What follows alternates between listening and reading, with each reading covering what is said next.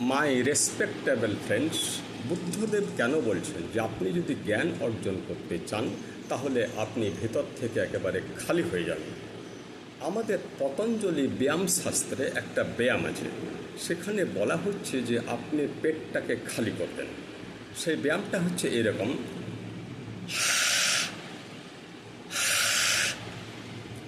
মাত্র 6 বার অথবা 8 বার করুন।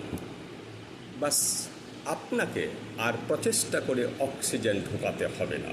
ওই যে আপনার পেট খালি হয়ে গেল, এবার বাতাস থেকে বিশুদ্ধ অক্সিজেন আপনার পেটে অটোমেটিক ঢুকে যাবে। আপনার বায়োলজিতে যা চলছে ওই গাছটার ক্ষেত্রেও তাই চলছে, বিবেকানন্দের ক্ষেত্রেও তাই চলছে, একটা শুয়োরের ক্ষেত্রেও তাই চলছে। অর্থাৎ জ্ঞানী হবার সবচেয়ে বড় রাস্তা হলো আপনি আপনার অজ্ঞানগুলো বার করবেন, কারণ তারা জায়গাটাকে ব্যর্থভাবে দখল করে আছে।